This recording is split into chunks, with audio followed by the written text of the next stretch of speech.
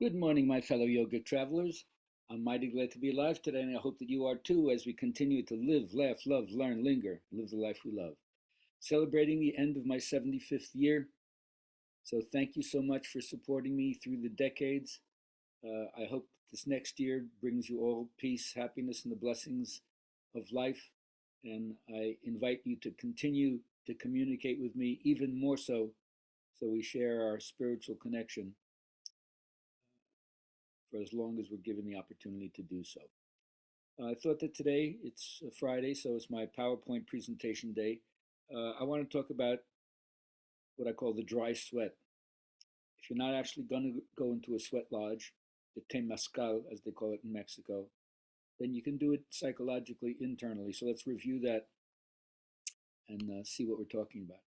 The first thing is they say when you go into a sweat is to be thankful that you've been brought to this moment. You have the opportunity to reflect on everything that's happened in your life, whether it's personal worries or personal triumphs, to celebrate and just give thanks to Spirit that you made it this far. The next thing they ask you to do is to say what you accept in life. And although there's much that's unfinished and much that needs to be done and things that can't be changed, can we still accept? We can't change our suit, can't be different than who we are. So we do accept ourselves. That's the next one. Third one is to forgive. Forgive me if I've wronged you in any way. As I seek to clear my record with the Almighty, I must clear my record with the creatures first. Just like in the Jewish tradition, you can't offer your gift to God if you're not straight with your fellow human being. So I forgive all the wrongs done to me, any of the shame I might carry for wrong I've done to other people. I forgive myself. I let go of the grudges and the old hates, and that'll come up again. Otherwise, we're attached and slave to the thing that we hate. Hatred by hatred never ceases. This is an old law, as the Buddha would say. And then once you do that, I bless. We're here to free each other, to liberate each other, to lift up each other, to mirror each other, to validate each other, to recognize each other, to acknowledge each other. Like in the Jewish tradition, you lay the hand on the kid each Friday evening and you confer upon them the energy. You give them the Shakti. Let them know they belong. Let them know they should feel secure that you got their back forever. I'm so fortunate that I've been blessed with friends that I've had for decades, and that when we're with each other, it's just like the old days. No time has passed. And for the distance relationships that I've had, it's wonderful to know that every time we see each other, speak to each other, it seems like no time has elapsed. And we live in that eternal now where we recognize each other as embodied spirit. All right. So you do that, you give thanks, you accept, you forgive, you bless, and then move back into your life. Breathe into your story. Right? Your own story is aching to be breathed life into it. And your breath is what you use when you talk. Don't want to keep these stories secret. Or as I like to say, besides, spirit already knows. So why are you keeping it in? Share your story and invite other people to share theirs. And then recognize the Adlerian understanding of the superiority and inferiority complex that each one of us vacillates back and forth between.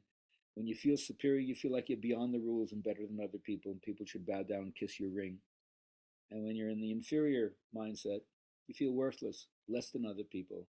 Like your self esteem is so low, you feel like you have no clout and you can't be lovable. It's interesting how, if you have a superiority complex on the outside, you have the inferiority complex on the inside. And if you have the inferiority complex on the outside, you have the superiority complex on the inside. Pretty deep psychological shit, no? But the idea is, with wild abandon, this is the time to let go. What are you holding back for? You're one day closer to the day of your own death and no closer to just being who you are, unabashedly, finally letting it out and being that way for the rest of your life. Devoutly to be wished, huh? So intimacy is into me, you see. When are you going to open the gates? Do you have to wait for that certain someone? Obviously, there are boundaries. You don't spill your guts to everyone. But when you have the opportunity, show who you are. Allow your emotions and your feelings to come out. And the way you do that is bury the hatchet. It's part of the forgiveness too.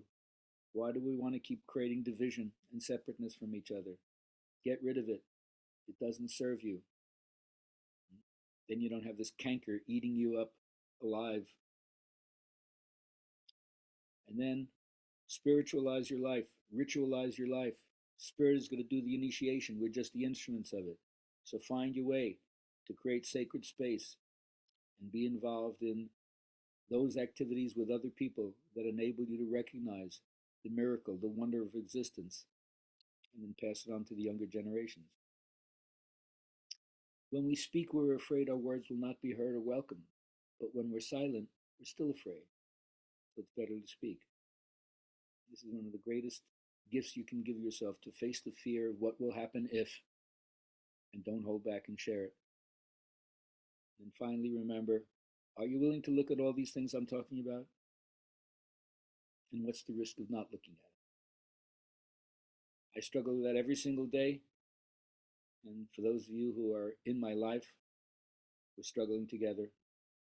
And so, as I love to say, first, I invite you out to party.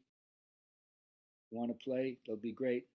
But if you're holding on to something, or I'm holding on to something, I'm going to bring it up and let's deal with it in the moment, so we're never involved in a spirituality that's denying any of the tough stuff, any of the dark stuff, any of the shadow stuff. But we're going to integrate it, embrace it, and then be freer to continue to celebrate. So I wish everybody out there happy birthday. It doesn't have to be on your birthday to have somebody say, I'm glad you're alive, and I'm glad our paths have crossed. See you up ahead.